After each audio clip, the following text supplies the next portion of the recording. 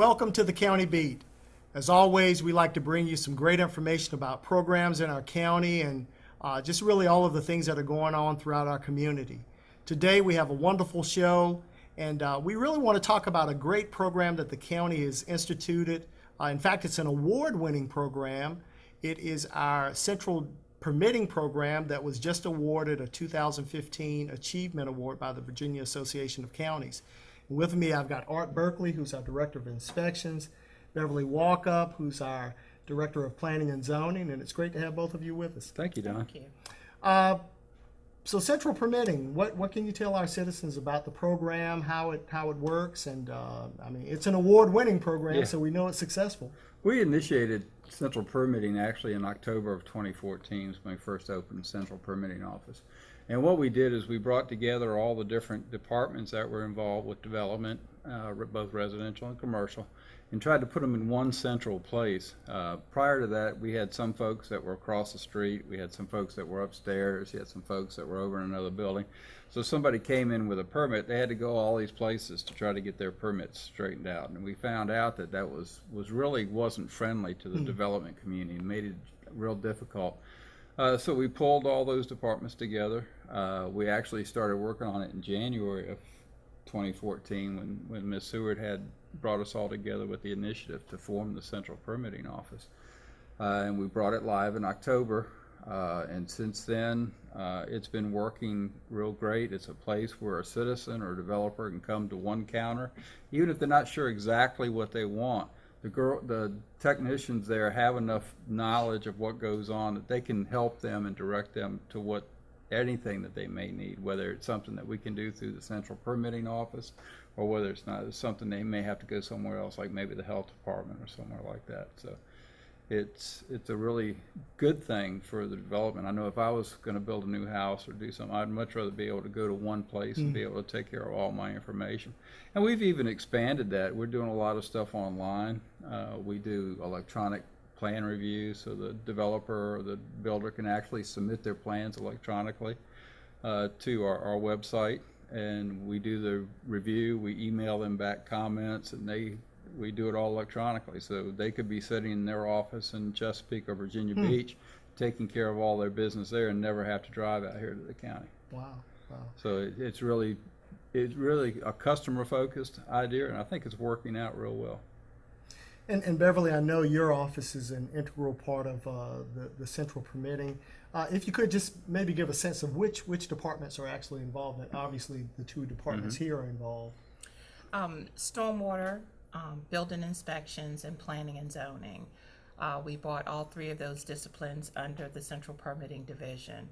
And instead of going to the zoning department, as Art mentioned before, and getting your zoning permit and then having to come back down to the building inspections division and getting your building permit, a customer now can walk in and submit the application for zoning, submit building plans, as well as a stormwater application to the Central Permitting Division, to the staff there, and we will process that application collectively from that point. And we've all committed to a 10-day process, and so if it's enhanced the customer's experience, it's enhanced the time that we take to deal with that application, because we have committed to that 10-day timeline. And so we feel like it's working well for the customer. We also feel like it's working well for the development community. In addition to Central Permitting, we've created some other measures too, in terms of pre-application meetings, land use meetings, where we deal with larger projects that also come into the Central Permitting Division for processing. So we believe that it's good, and we believe that BACO has recognized that with the Achievement Award, and we're certainly happy to be a part of the Central Permitting Division. And I think one of the things that they probably looked at that's certainly significant for us is when we talk about development, many people may think about larger development where, there are multiple homes or businesses being developed. But if this is the single homeowner who's coming in looking for a permit, it works equally well for them. Certainly. Yeah, I think so, because central permitting is now located on the first floor of the community development building, and right across from that is the inspections department. So, I found, since we have created central permitting and we're working more closely together as departments, that there is a lot of moving pieces to the building code and getting a building permit. So we have access to the customer, for providing the plan review information. The plan reviewer is right across. That all the customer has to do is walk across to the plans reviewer, ask questions, and get all of their questions answered. And stormwater division is upstairs from us. We can also bring someone down from stormwater, because those are real technical issues, as opposed to land use issues with regard to zoning and setback. So I think it's working very well. And we're constantly looking at ways that we can improve it. We found out that we were doing some mechanical reviews, and of course we had all agreed to a 10-day cycle. Well, they went into the same 10-day cycle. Well, what we found is that was causing hardship on the contractor, because he was now the house is under construction, or the building's under construction, so now the timeline has already started. Sure. Well, if he has to wait 10 days to have his mechanical review done, then it's really hurting him, because he can't start until he has that permit. So what we did is we stopped back and looked at it and said, hey, we can really do this a lot quicker because it's not that involved. So we took that timeline and reduced it to 3 days. So now they can expect that when they come in, the day after they come in, generally they can get their permit. So as we go through and we deal with different things on a day-to-day basis, we're constantly asking, how can we take what we have here and continue to improve it? So that's what and make it more customer friendly for the customers, and that's what we're Excellent. We really also trying meet to do. twice a month as a team, so that we can talk about those issues and things we can do to improve the service. We want to hear from the citizens and the customers, because we do want it to be a better experience for them, and we want to be able to continue to refine the processes. Sure, sure. So if someone wanted to reach out to us, either because they are interested in getting a permit, or they wanted to provide feedback on their experience, is there a number that they can call, or how should they go about doing that? Well, on the website, on our website under building inspections, I think also on the central permitting website, there is they want to take a survey. We have a link there to SurveyMonkey where they can go in and take a survey on their experience that they've had with the department.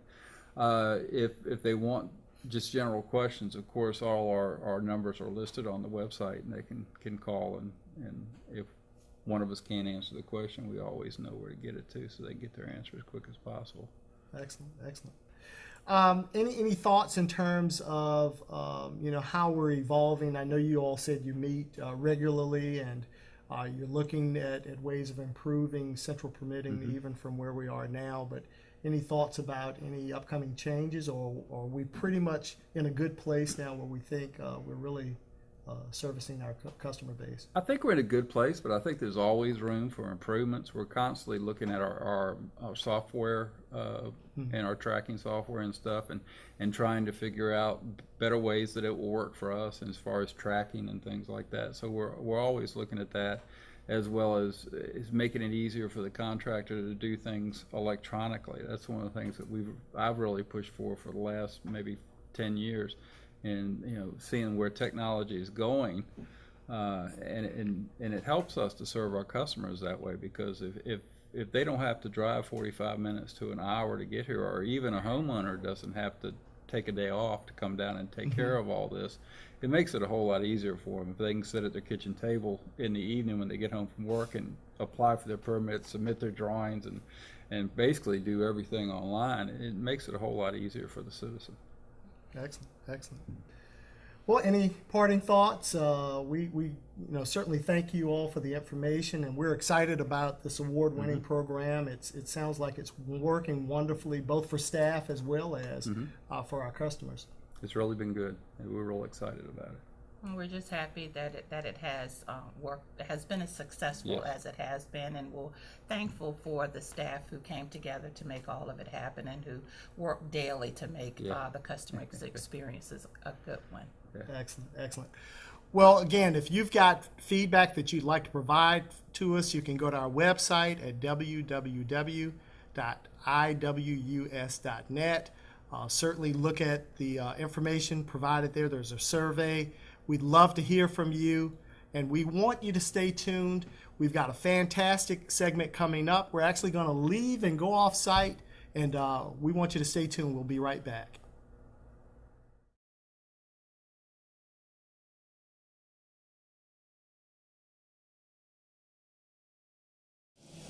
Welcome back to County Beat. As we told you, we're on remote location today. We're at the Tourism Center, and we're here with Judy Winslow. And as always, Judy, it's a pleasure to be with you. And we want to tell our audience today about some great information that we're presenting in a slightly different way. We are adding some information to our website and to the World Wide Web. And also for you YouTubers out there, we've got some great information for you too as well. So Judy, if you would just maybe tell folks about our new concept. Absolutely. The concept itself is called Voices from the Aisle. And this is a way for the county to communicate with its citizens, with the public, with what we like to call our customers, in a new and unique format. Newspapers have been around forever. Regular television news has been around forever. But we are trying to incorporate all of those ways that you tell a story and get information that people want to know out to the public. And the difference is we want the people who are making the news to be able to tell that story in their own words. And I think one of the interesting ways that we're doing this, Judy, is by the use of social media in terms of how we launch it with our public. We're using all of those modes that you just talked about, but we're actually launching it via social media. Correct. Facebook is our primary source for getting the information on voices out there. We are trying to engage our audience, engage the people who read the newspapers, engage the people who watch TV, but most of all engage the people who just want to know what's going on in their own county. So we're pushing information out on Facebook, and there are links to Voices from the Aisle, and people can hit that link and find out what's new and what's going on locally right now. And one of the biggest reasons why we decided to launch this program is because we wanted to be able to deliver immediate news to the people it mattered to most. Well, and in addition to that, we also want to expand our audience. For those of you who've been watching County Beat for a while, you enjoy it because you're a subscriber to the Charter Cable. Many of our residents and citizens do not have Charter, and so one way for us to reach out to them and also to get them great information is to make this available in other modes, such as on our website or on the Voices from the Aisle site, to also launch it with social media. And so it's also a way of expanding our audience and making sure that the great information that we provide gets out to those people who most need to hear it. Right. What we're doing with Voices from the Aisle is we're doing everything, well, not everything, but a lot of things in a video format. Something very new for, getting that information out there. And that's the way people want their information delivered these days is, immediately and directly from the horse's mouth. In addition to that, we are going to be putting some press releases, some white paper type stuff on the Voices from the Aisle site, as well as kind of man on the street interviews. We're going to be doing a section called Ask the Administrator, and we as a county are going to be answering the questions that people most want to know about. And I think people need to know that the development of the site is really somewhat of an evolutionary process. We've started pretty small. We've got a few things out there, some video content, as Judy said, some other information, and over time we're going to build on that. So if you go to the site today, I think you'll see some really good stuff. Not all of the things that we envision the site having at some point in time, but we're working toward that and we're building toward that. And I think that will help us because as we get feedback from you, our audience, it will help us to develop the site in a way that best meets your needs for information. Exactly. The site was launched as a part of the Chamber's breakfast. kind of state of the county breakfast. So the first information that was delivered on the Voices from the Aisle site was immediately corresponding with that county breakfast. But we've added information to that, and we will continue to add information to that. We want that to be the go-to site for breaking news and for real in-depth information, because as hard as our newspapers try, they can't always cover the whole story. There's just not enough space in the paper. So this is another avenue in which to get your news and to get the whole story, even those nitty-gritty details that make things much more understandable to the public.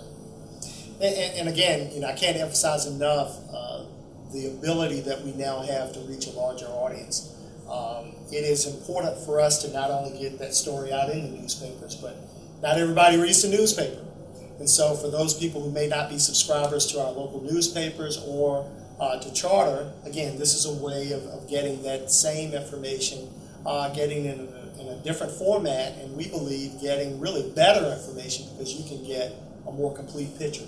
Absolutely. The other thing is all of the stories that we put on Voices from the Aisle will be archived.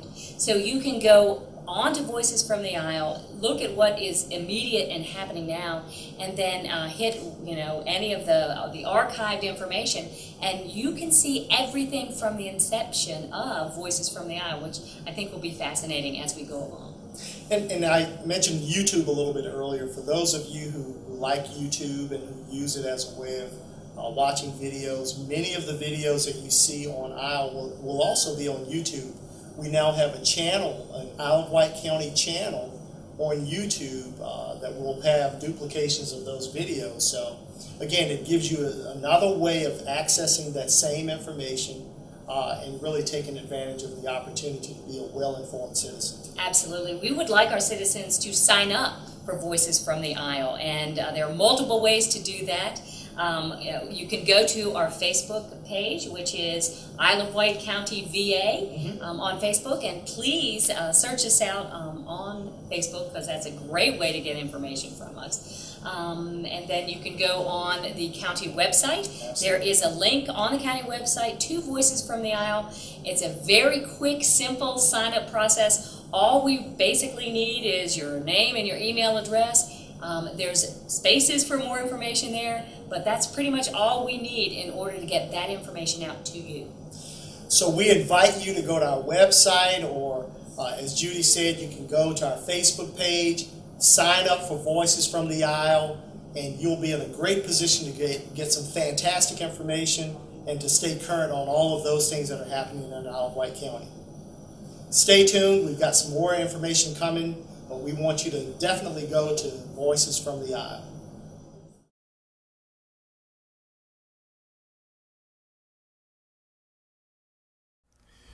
Welcome back. We've come back to the studio, and as always, we like to end our show with just some information about all of the wonderful things that are going on in our community. We've got Terry Rhinier with us today, and Terry, I know you've got some great information, and the fall season's about to kick off, and things are going to get really busy. So I know there's some great stuff you'd like to share with our audience. Well, October, and it opens up. We have September and October, and we start out with the tractor and truck pull at the Isle of Wight County Fairgrounds. That's September 12th. The fair, the Isle of Wight County Fair, is the 17th through the 20th. The Seafood Fest is on the 16th. Then we go into Smithfield Music's Aiken Fest. That's in downtown Smithfield. That's the 25th and 26th. We have the Bacon, Bourbon, and Beach Music Festival at Windsor Castle Park. That's October 3rd. We have Town and Country Days in downtown historic Smithfield on that's the October 9th through 11th. We have the Autumn Vintage Market, which was a big hit last year. That's November 14th. That was a sellout crowd. We have Christmas in Smithfield Antiques and Homes Tour. It's new this year. That will be December 5th and 6th. Our famous Christmas night market is December 11th, and then it all ends with the famous Smithfield Christmas Parade on December 12th in downtown Smithfield. Well, wow, you've got a busy 3 or 4 months coming up here, and Yes. I know you mentioned some activities that are really annual events that we look forward to, certainly in September. The county fair is coming up, Yes. and I know there's been a lot of work going on related to just getting that up and running. But you've also got some other things in September and early October that folks really need to be aware of. Absolutely. Right now, still, I should mention, we still have the Friday night concerts at the gazebo through Labor Day. And the market is continuing every Saturday Absolutely. morning in downtown Absolutely. historic Smithfield. Our award-winning farmers market. Yes, yes. And I think we also have another market out in the Carrollton area that I believe is on Wednesdays. It's every Wednesdays from 3 to 6, I believe it is. It's been a very big hit also.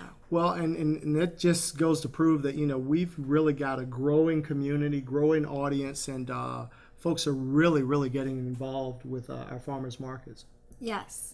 There's also the Smithfield Little Theater has a play that's going on. It's it's a Smithfield Little Theater students class has a play that's opening up soon. Excellent, excellent. Well, you've got, in October, you've got, I think, a couple of festivals coming up. Yes, in October, of course, the Bacon, Bourbon, and Beach Music at Windsor Castle Park. And we have, also, the Aiken Fest, it's at the end of September. Okay. That's in downtown historic Smithfield at Smithfield Times Gazebo. And then Town and Country Days also. And I know those are not just popular events, but your festivals are sellouts. And Yes. so, people need to be aware of when tickets are available and Yes. when those are coming up. Yes, probably by the time this airs, the Bacon and Bourbon may be sold out. Well, we would certainly encourage folks to go to the website and make sure that you take a look to see when those dates are, or if not, just call and 357-5182 or go to our website, visit smithfieldva.com. Because we don't want anybody to miss out on an opportunity to go to one of our festivals or participate in any of the things that are going on. Yes, it's fun. I mean, Smithfield, we have so much going on every day. And I know we talked about it before, Terry, in our earlier show, but Smithfield's parade, the Christmas parade, we kind of talk about that, and people think, well, that's months away, but you guys are planning now. Oh, yes, I'm already taking applications, and I have limited space, so you must get your application in soon because I can only have about 75 different applicants for the parade. Wow, only 75. Yeah, it just gets to be too long. It's too long. Well, we thank you. Thank you for all the information, and we thank you for watching.